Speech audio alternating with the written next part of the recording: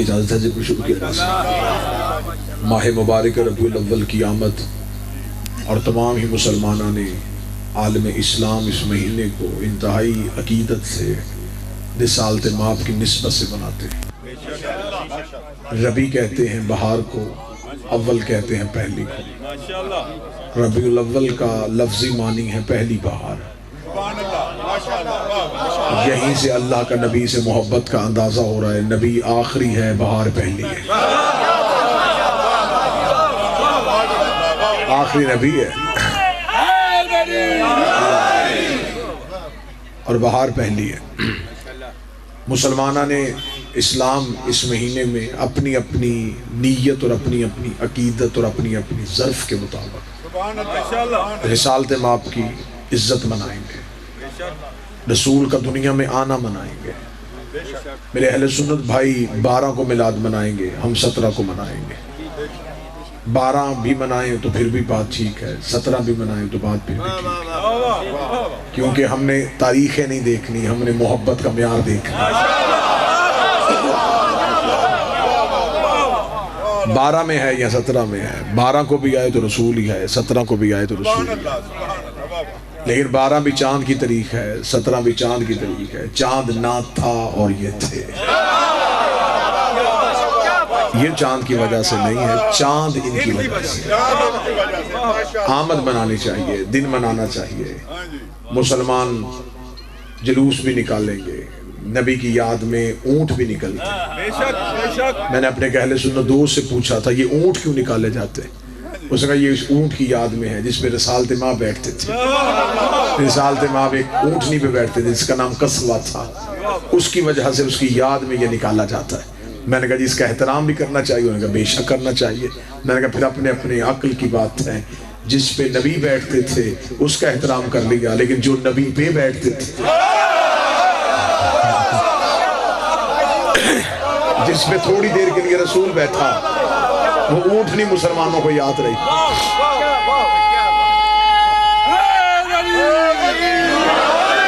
جس پہ تھوڑی دیر کے لیے پیغمبر بیٹھے وہ اونٹنی یاد رہی، اور جو محمد پہ بیٹھے رہے، جو رسول کی مہروں کے سوار رہے، میلاد آپ بے شک منائیں۔ حکم تھا میرے بھائی نوید جعفری صاحب کا، تعمیل ہو گئی، میلاد بے شک منائیں، لیکن کم از کم میلاد مناتے ہوئے اپنے بچوں کو یہ ضرور بتائیں کہ ہمارے نبی آئے کہاں تھے، کس کے گھر میں آئے، وہ گھر ضرور بتانا پڑے گا۔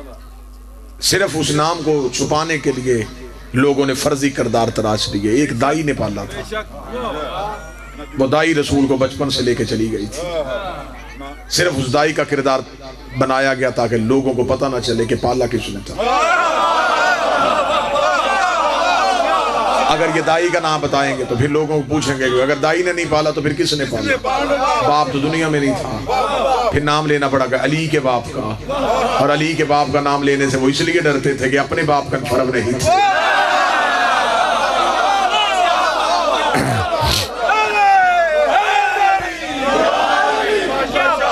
جتنا چھپاتے چلے گئے ابو طالب اتنا ابھرتا چلا گیا۔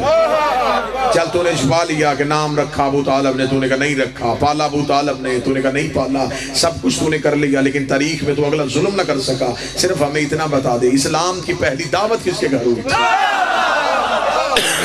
وہ جو دعوت ذوالشیرہ ہے، وہ جو اللہ نے حکم دیا تھا، وہ جو 40 کافر آئے تھے، وہ کس کے گھر میں آئے تھے؟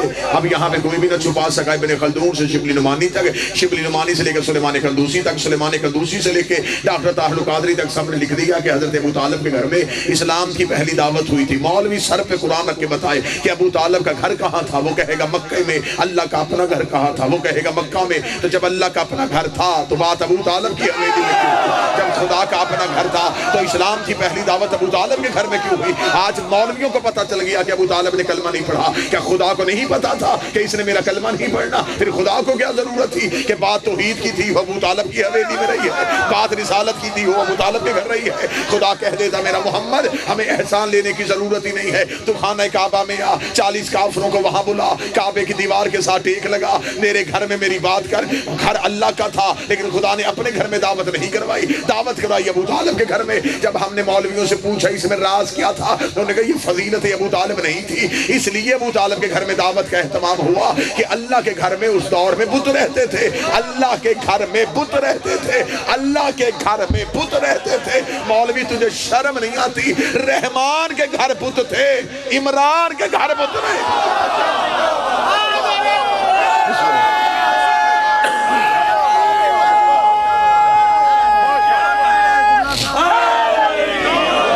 جب اللہ کے گھر میں بت تھے، ابو طالب کے گھر میں تو اس دور میں بت تھے۔ ناتے کیا بڑی تیرا کاماں تے تیرے گیت گاواں یا رسول اللہ، تو جس کا کھائے تو اس کا گائے، اور جس کا مصطفیٰ کھاتا رہا۔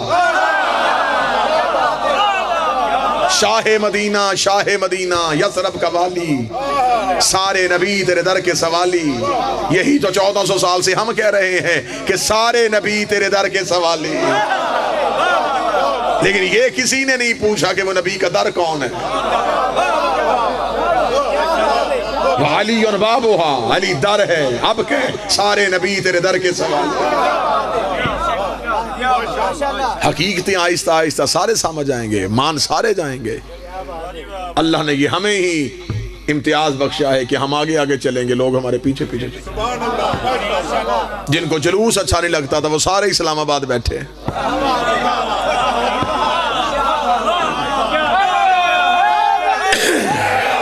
جو کہتے تھے جلوس چار دیواری میں رہنا چاہیے،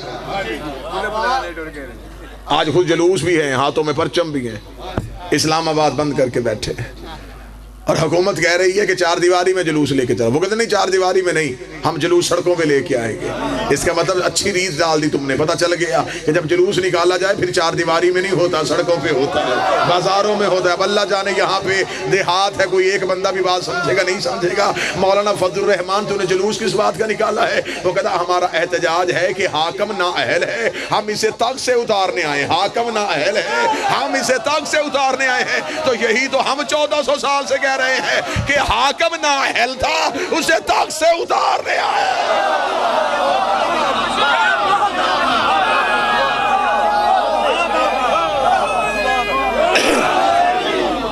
جو قابل نہ ہو،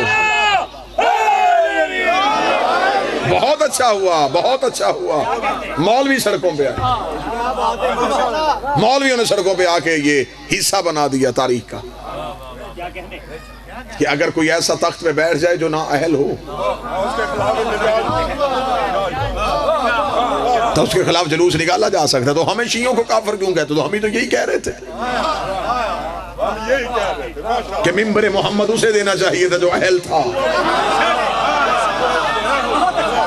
ابھی تو ٹیکس چور پکڑے جا رہے ہیں، ابھی تو فدیہ کے چور باقی ہیں۔ آج حکومت کہہ رہی ہے جس نے قومی خزانہ کھایا اس کا احتساب ہوگا۔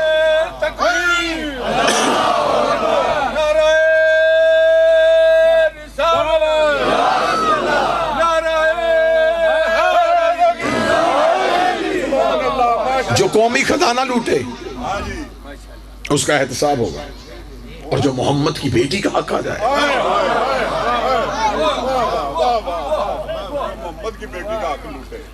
ایک شخص نے چوری کی، سنی کتابوں میں واقعہ لکھا ہے، رسول کی بارگاہ میں اس شخص کو لے کے آئے، رسول نے کہا اسے بعد میں سزا دینا، پہلے اس کے باپ کو بلاؤ۔ سنی کتابوں میں حوالہ موجود ہے، اس کے باپ کو بلایا گیا، یا رسول اللہ چوری بیٹے نے کی ہے، مجھے بلایا کیوں کیا؟ رسالت امام نے فرمایا تو ایک دفعہ بازار میں گزر رہا تھا اور تو نے دکاندار سے پوچھے بغیر ایک کھجور اٹھا کے منہ ڈالی۔ اس نے کہا ہاں یا رسول اللہ ایسا تو ہوا تھا۔ فرمایا وہ کھجور خوراک بنی تھی، وہ تیرے لہو کا حصہ بنے، وہی لہو تیرے بیٹے کی رگوں میں ہے۔ اس نے چوری نہیں کرنی تو کیا کرنا تھا؟ سنی کتابوں یہ واقعہ اخلاق کے لیے لکھا تھا، میں نے نتیجہ اور نکال لیا۔ انہوں نے لکھا تھا اخلاق کے لیے۔ میں نے کہا یا رسول اللہ آپ نے اس بندے کو بلا کے کم از کم ہمیں اتنا تو بتا دیا، جو ایک کھجور کھائے اس کی اولاد تو ایسی ہوتی ہے اور جو پورا باغ کھا جائے۔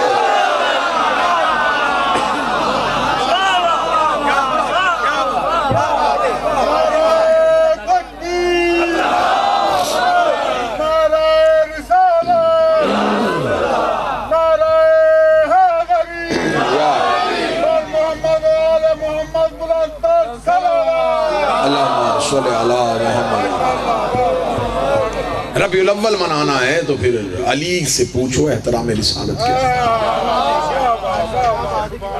کتابوں میں لکھا ہے، سلیبس کی کتابوں میں لکھا ہے، جب رسول مکہ سے ہجرت کر کے مدینہ آئے، ایک صف میں مہاجرین کو بٹھا دیا، ایک میں انصار کو بٹھا دیا. غائب کے علم جاننے والے نبی نے، توجہ ہے میری طرف سے، جن جن کی ذہنیتیں ملتی تھی اسے اس کا بھائی بنا دیا. مزاج نہ ملتا ہو تو 3 گھنٹے کا سفر نہیں ہوتا. رسول کو خبر تھی کہ انہیں ساتھ چلنا ہے. رسول نے جس کا مزاج جس سے ملتا تھا اسے اس کا بھائی بنا دیا. رسول ہر ایک کو دوسرے کا بھائی بناتے گئے. مدارج النبوہ کتاب ہے، لکھی شاہ عبدالحق محدث دہلوی نے ہے. کتاب بھی شیعوں کی نہیں، مصنف بھی شیعوں کا نہیں. شاہ عبدالحق محدث دہلوی وہ اپنی کتاب میں لکھ رہا ہے جب رسول ہر ایک کو دوسرے کا بھائی بنا چکے تو علی تنہا رہ گئے. بالکل وہ جملے پڑھنے لگا ہوں جو آپ سب کتاب میں لکھے. محدث دہلوی لکھتا ہے کہ رسول نے جا کے علی کے دونوں آنکھوں کے درمیان بوسہ لیا اور لے کے کہا ماذا یبکیک یا علی ابن ابی طالب، ابو طالب کا بیٹا علی تو کیوں رو رہا ہے؟ علی نے سر اٹھا کے کہا آپ نے ہر ایک کو بھائی بھائی بنا دیا، مجھے کسی کا بھائی بنا بنایا. شاہ عبداللہ کا محدث دہلوی کہتے ہیں رسول مسکرا کے کہتے ہیں میں نے اپنا کس کو بنایا؟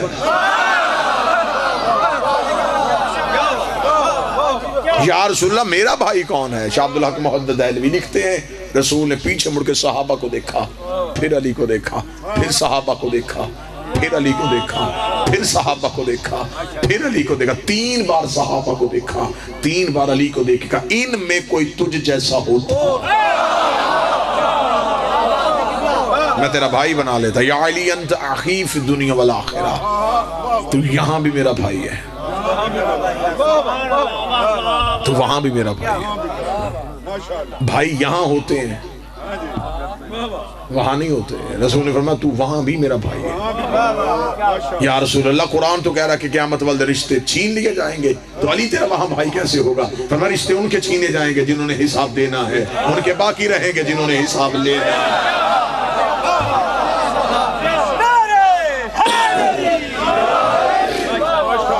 بتانا پڑے گا کہ رسالت ماپ کی تربیت کس گھر میں ہوئی.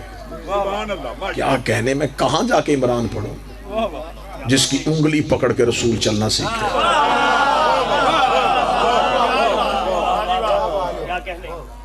لے جی میں سنی کتاب سے ایک حوالہ میری آنکھوں کے سامنے آگا تو میں حوالہ پڑھوں. رسالت ماپ کا بچپن تھا.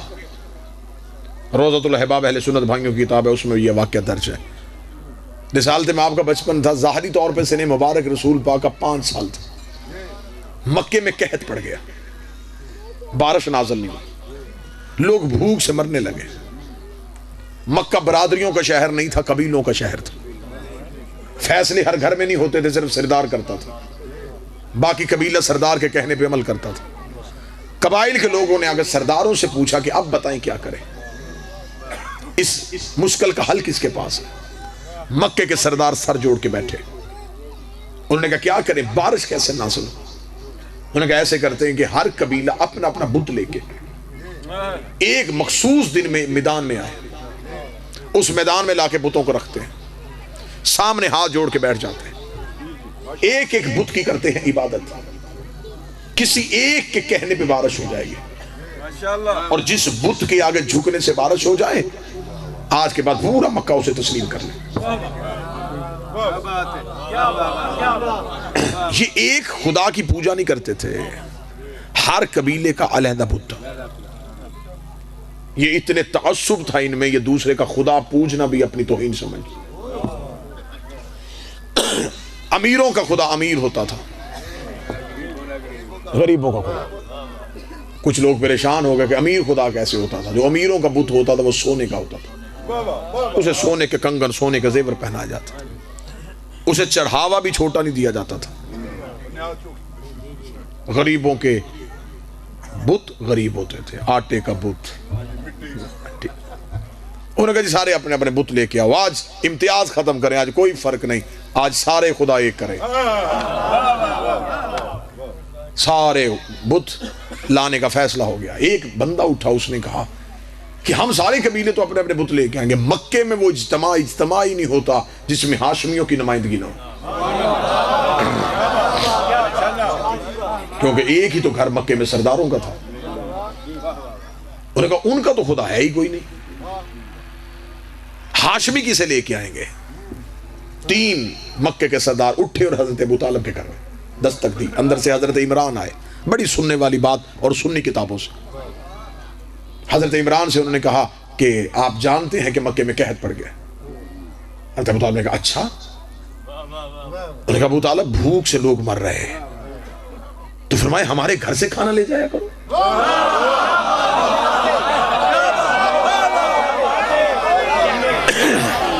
ہمارا دسترخوان تو بند نہیں ہوا، ہمارا دسترخوان تو چل رہا ہے۔ انہوں نے کہا ابو طالب نہیں، بات کھانے کی نہیں، ہم نے اب طے یہ کیا ہے کہ اب لیتے ہیں بتوں کا امتحان، خداؤں کا امتحان، اب دیکھتے ہیں کہ کون خدا جلدی سنتا ہے۔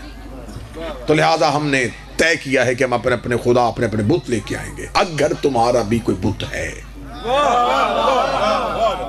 تو تم بھی کل والے اجتماع میں آنا، ورنہ پھر ہم اعلان کر دیں گے کہ ہاشمی کسی خدا کو نہیں مانتے، کیونکہ آج تک ہاشم نے نہیں بتایا وہ کس کی پوجا کرتا، عبد المطلب نہیں بتایا اس کا خدا کون ہے، اور بتایا تو نے بھی نہیں کہ تو کس کی عبادت کرتا۔ اب بتائیں کل آپ آئیں گے؟ حضرت ابو طالب نے کہا کل ہم آئیں گے۔ مکہ کے لوگ جا کے اگلے دن اپنے اپنے بتوں کو سجا کے، اب بات بارش والی بھول گئی، اب یہ مکے میں ایک علیحدہ سوچ گردش کر رہی تھی کہ کل ہاشمی کسے لے کے آئیں، ان کا بت کیسا ہوگا، یہ تو رئیس گھر ہے، ان کا تو بت بھی بڑا رئیس ہوگا، یہ کسے لے کے آئیں گے؟ پنجوں کے بل کھڑے ہو کے لوگ حضرت ابو طالب کا گھر دیکھ رہے تھے،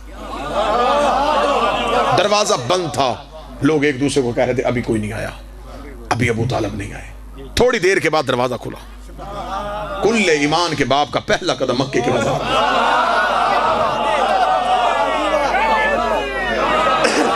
لوگوں کی آنکھیں پھٹی کی پھٹی تھی، ابو طالب کسے لے کے آ رہا ہے؟ یا مکہ میں ایک دم شور برپا ہوا، وہ دیکھو ابو طالب کے کاندھے پہ کون ہے؟ جب دیکھا تو ابو طالب اپنے کاندھے پہ 5 سال کے مصطفیٰ کو اٹھائے ہوئے، اور رسالت مآب کے دونوں ہاتھوں کو اپنے ہاتھوں میں لیے ہوئے۔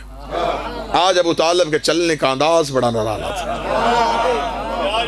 اسی انداز کو لے کے خندق میں علی چلے تھے، چہلتے ہوئے ابو طالب پورے جذبے کے ساتھ حضرت ابو طالب مکہ کی گلی سے نکلے، ان لوگوں کے قریب سے گزر گئے، انہوں نے کہا ابو طالب کہاں جا رہا ہے؟ کتابیں کہتی حضرت ابو طالب مکہ کی ایک چوٹی پہ چلے گئے، اتنی اونچی چوٹی پہ حضرت ابو طالب جا کے کھڑے ہوئے کہ کتابیں کہتی اس دن مکہ میں گھر کے صحن میں بیٹھی ہوئی کافروں کی ماؤں میں بیٹھے ہوئے کافروں کے بچے بھی ابو طالب کا چہرہ دیکھ رہے ہیں۔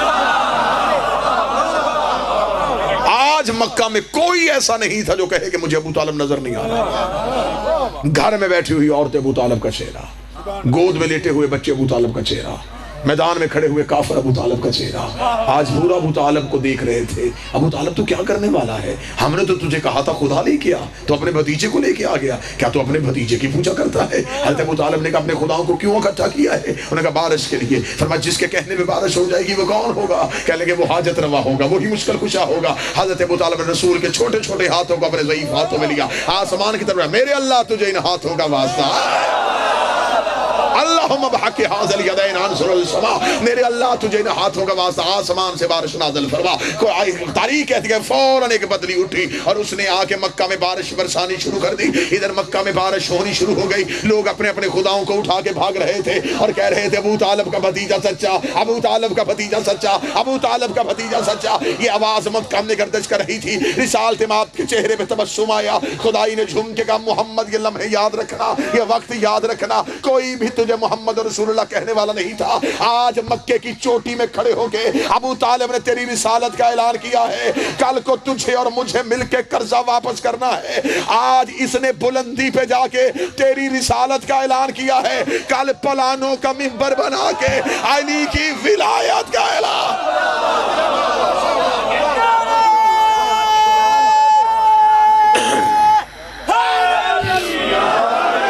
اس نے بتایا ہے اس نے بتایا ہے کہ محمد اللہ کا رسول ہے، ہم نے بتانا ہے کہ علی اللہ کا ولی ہے۔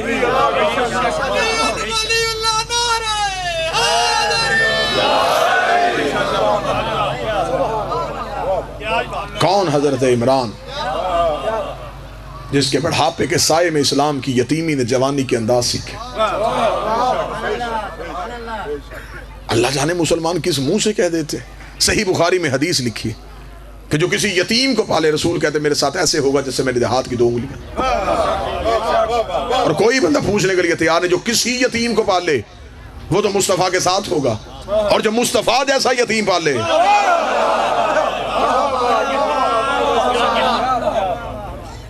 لوگ حضرت ابو طالب کے ابھی اس بات پہ بحث کر رہے ہیں کلمہ پڑھا تھا یا نہیں پڑھا تھا۔ پیغمبروں کی فہرست میں ابو طالب کا نام ہے۔ حضرت عیسیٰ سے لے کے رسول تک کیا یہ دور اللہ نے خالی رکھا؟ اس دور میں پھر اللہ کا پیغام رساں کون تھا؟ کس نے پیغام الہی دنیا تک پہنچایا؟ کس نے رموز رسالت رسول کے حوالے کیے؟ یہی ایک آیت سے ابو طالب کے شخصیت کا پتہ چل رہا، جب خدا کر عالم یجد کا یتیمن فاوا، محمد تو یتیم تھا، تجھے ہم نے پالا۔ یہ تجھے اللہ کے ہم کہنے سے بھی پتہ نہیں چل رہا کہ ابو طالب کون ہے۔ تجھے ہم نے پالا ہے۔ اور یہ جو مولا امیر المومنین خانہ کعبہ میں آئے تھے، یہ فضیلت تو ہے لیکن ایک احسان کا بدلہ بھی ہے۔ خدا نے کہا ابو طالب میرا نبی تیرے گھر میں آیا، اب تیرا علی میرے گھر میں آئے گا۔ تو نے میرے نبی کا نام محمد رکھا، میں تیرے بیٹے کا نام علی رکھوں گا، لیکن ایک احسان میں بڑھ کے کر دوں گا تاکہ دنیا کو پتہ چلے کہ میں اللہ ہوں۔ میرے مالک وہ کون سا؟ فرمایا تو میرے مصطفیٰ کا نکاح فرش پہ پڑھا۔ شاباش، میں تیرے علی کا نکاح عرش پہ پڑھا ہوں۔ 2 جگہوں پہ نگاہ پڑھا گیا امیر المومنین کا، ایک عرش پہ ایک فرش۔ عرش پہ توحید نے پڑھا، فرش پہ مصطفیٰ نے پڑھا۔ اس لیے سیدوں کی نسلیں بھی 2 چلی، ایک عرش والے سید، ایک فرش والے سید۔ ان کی اطاعت ہے، ان کی عزت ہے۔ اطاعت ہے، وہ معصوم ہے، اس لیے کہ وہ نور والے ہیں۔ ان کی اطاعت ہے، وہ اولاد سیدہ ہیں۔ معصوم فرماتے ہیں کہ اگر آسمان پہ کوئی بندہ زمین پہ جھانکے تو اسے زمین پہ چند جگہوں پہ نور نظر آتا، تو وہ فوراً پوچھے کہ یہ نور کہاں سے آ رہا ہے، تو فرمائے گا یہ ان کے گھر ہیں جو اولاد سیدہ ہیں۔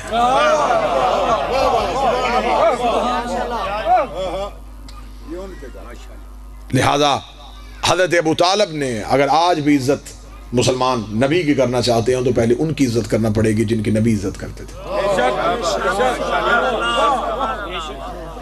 2 ہستیوں نے احسان کیا ہے اسلام پہ، ایک نے مال دیا ہے، ایک نے محنت کی ہے۔ جس نے مال دیا ہے وہ زہرا کی ماں ہے، جس نے محنت کی ہے وہ علی کا باپ ہے۔ آج مولوی مر جاتا ہے لیکن ابھی بھی خدیجہ کی بات کرتا ہے، نہ ابو طالب کا نام زبان پہ لے کے آتا ہے۔ کتابوں میں ان کے احسان لکھے ہوئے ہیں، لیکن مولوی کیوں نہیں پڑھتا؟ صرف ایک وجہ سے، خدیجہ زہرا کی ماں ہے، ابو طالب علی کا باپ ہے۔ کوئی سنی بیٹھا ہو، اس بی بی نے اسلام کو دیا ہے، لیا نہیں ہے۔ 3 سال شیب ابی طالب میں بھوکے گزارے زہرا کی ماں، پیاسے گزارے۔ اتنی نحیف ہو گئی تھی میری شہزادی، اتنی کمزور ہو گئی تھی، کمر جھک گئی تھی۔ آخری وقت میں رسول آئے تھے حجرے میں، آ کے کہا خدیجہ میں تیرا شکریہ ادا کرتا ہوں۔ بی بی خدیجہ نے ضعیف ہاتھ زمین پہ رکھے اور نبی کے احترام میں اٹھنے لگی۔ بی بی کے اٹھنے سے پہلے نبی زمین پہ بیٹھ گئے، فرمایا ساری زندگی اٹھ کے احترام کیا ہے، اب تیرے جسم میں طاقت نہیں بچی۔ خدیجہ تو عرب کے رئیس کی بیٹی، میری وجہ سے بھوکی رہی پیاسی رہی بائیکاٹ برداشت کی آخری شب ہے تیری خدیجہ میں شکریہ ادا کر بس میں حالت تو نہیں بتا سکتا میں غیر سید ہوں کتاب کہتی چادر کے نیچے سے ہاتھ جوڑے رو کے کہنے لگی کنیز نے حق ادا کر دیا فرمایا ایسا رو کے کہنے لگی یا رسول اللہ میں عرب کے رئیس کی بیٹی میں آپ کے صحن میں آئی میں نے زندگی میں آپ سے کبھی لباس کی خواہش نہیں کی میں نے زندگی میں اچھے کھانے کی خواہش نہیں کی یا رسول اللہ میں نے سب کچھ تیرے دین پہ لٹا دیا ہاں خدیجہ مجھے سب یاد ہے لیکن خدیجہ دیکھ تو صحیح نا اللہ نے بھی تیرے احسان کا بدلہ کیا دیا خدا نے امامتی تیری نسل میں رکھ دی خدا نے میری نسل ہی تجھ سے چلائی ہے خدیجہ جنت کے مالک تیری نسل سے ہے یہ احسان نہیں ہے بی بی خدیجہ دیکھ کے کہتی یہ اس کا کرم ہے میں جتنے سجدے ادا کروں کم ہے لیکن بحثیت زوجہ کچھ تو میں شوہر سے بھی مانگ سکتی رسول نے کہا جو مانگنا مانگ سب کچھ تو نے اسلام میں دے دیا اب تجھے کیا چاہیے پردے کے اندر سے جڑے ہوئے ہاتھ رو کے کہنے لگی کچھ نہیں مانگنا امامت میری نسل میں جنت کے وارث میری نسل میں صرف اتنا سوال آخری رات کرنے لگی ہوں میں دنیا سے جا رہی ہوں یا رسول اللہ میرے جانے کے بعد اپنی امت کو بتا دینا میری زہرا کا بھائی کوئی نہیں میری فاطمہ کو اتنا ستائیں جتنا میری شہزادی برداشت کر سکے یا رسول اللہ کاش میری زہرا کا کوئی بھائی ہوتا اتنا جملہ کہنا تھا رسول تڑپے داڑھی آنسوؤں سے بھر گئی رو کے کہنے لگے خدیجہ وہ مانگ جو میں کر سکوں ہیں یا رسول اللہ اکلوتی میری بیٹی اس کے لیے اتنا بھی نہیں ہو سکے گا رسول رو کہتے جب تک زندہ رہا تب تک خیال رکھو میرے جانے کے بعد کیا ہوگا یہ تو برداشت نہیں کر سکتا تڑپ کے رو کے کہتی ہے مجھے صرف اتنا دکھا دے میرے جانے کے بعد اور آپ کے جانے کے بعد میری بیٹی کے ساتھ کیا ہوگا رسول نے کہا خدیجہ برداشت کرے گی اگر بیٹی برداشت کر لے گی تو ماں بھی دیکھ لے گی فرمایا خدیجہ میری انگلیوں کے درمیان دیکھ مجمع میں کہیں سید بیٹھا ہو تو مجھے معاف کر دینا بی بی خدیجہ رو کے کہتی ہے 350 بندہ کرسیوں پہ بیٹھا کوئی اکیلی مستور کھڑی ہے یا رسول اللہ اس کے پاس کوئی نہیں ہے وہ بار بار زمین پہ بیٹھتی ہے بار بار اٹھتی ہے رسول رو کے کہتے ہیں خدیجہ پہچان یہ تیری بیٹی فاطمہ زہرا کا نام آنا تھا تڑپ گئی ماں بچپن کی سیدہ کو سینے سے لگا کے کہتی میرے بعد کسی دربار میں نہ جانا تجھ سے تو بابے سے سوال کرنے کی عادت نہیں ہے تو کسی سے کیا مانگے گی رسول نے فرمایا نا خدیجہ روک اس کے دربار جانے سے تو پتہ چلے گا کہ اسلام میں منافق کون ہے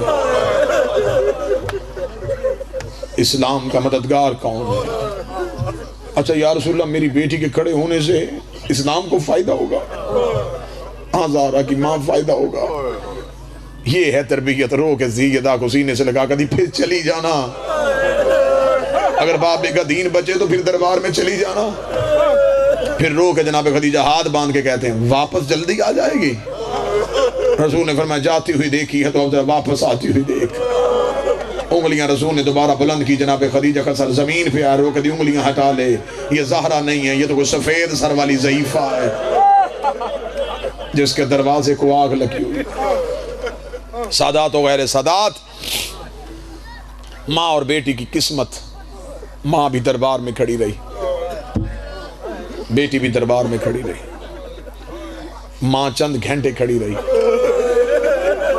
بیٹی کئی گھنٹے کھڑی رہی ماں کھلے ہاتھوں سے گئی تھی بیٹی بدے ہاتھوں سے گئی اگلی سطر پہ واجب سمجھ گیا ہائی کہنا ماں کے سر پہ چادر تھی بیٹی بغیر چادر کے گئی تھی ماں بیٹوں کو ساتھ لے کے گئی تھی بیٹی بہنوں کو ساتھ لے کے گئی آدھی رات یہ ملعون تخت پہ آیا، اس نے آگے سپاہی سے کہا جا حسین کے بیٹے سجاد کو بلا کے لا، بس واپسی کا ایک مضمون پڑھوں اور آپ کو سلام کروں۔ ملعون نے تخت پہ بیٹھ کے سپاہی سے کہا جا حسین کے بیٹے سجاد کو بلا کے لا۔ سپاہی زندان کے دروازے پہ، علی ابن الحسین تجھے حاکم نے دربار میں بلایا۔ اگلی سطر کا تعلق سمجھنے سے ہے، میں سطر کھول نہیں سکتا۔ بلایا چوتھے کو تھا، پانچواں بھی ساتھ اٹھا۔ میں مجبوری نہیں پڑھ سکتا کہ کیا مجبوری تھی۔ چوتھے امام نے کمر سیدھی کی، پانچویں کا تلوے زمین سے اٹھ گئے۔ دونوں باپ اور بیٹا آدھی رات کو ملعون کے دربار میں۔ میرے مولا نے آتے ہی جملہ کہا، میرے مالک نے آ کے رو کے فرمایا، او کمینہ، پیشیوں کا کوئی وقت ہوتا ہے، تمہارا جب جی چاہتا ہے ہمیں دربار میں بلا لیتا۔ یہ کمینہ دے کے کہنے لگا، سجاد آج تو میں نے تجھے اچھی خبر کے لیے بلایا۔ مولا سجاد فرماتے، کون سی خبر؟ یہ کمینہ دے کہتا، میں تیری قیدیں آزاد کرنے لگا ہوں۔ جب کہنا میں تیری قیدیں آزاد کرنے لگا ہوں، سجاد رو کے ٹھنڈی آہ بھر کے کہتے، میں جاؤں کہاں؟ جملے تو میں نے آپ کے ماتم کے لیے پڑھے تھے۔ رہائی کی خبر اسے اچھی لگتی ہے جسے دروازے پہ کوئی لینے آیا ہو۔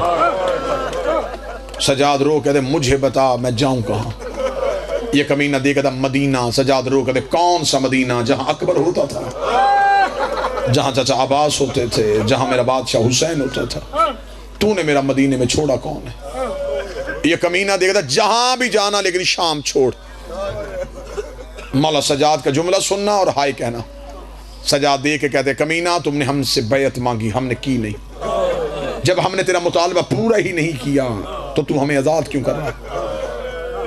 اس نے جو وجہ پڑی ہے وہ وجہ شاید ممبر سے آپ نے کم سنی کہ قیدیں آزاد کرنے کی وجہ کیا بنی تھی۔ میں وہ وجہ پڑھنے لگا ہوں، سید واجب سمجھ کے ہائے کہنا اور امتی ماتم کا حق ادا کر دینا۔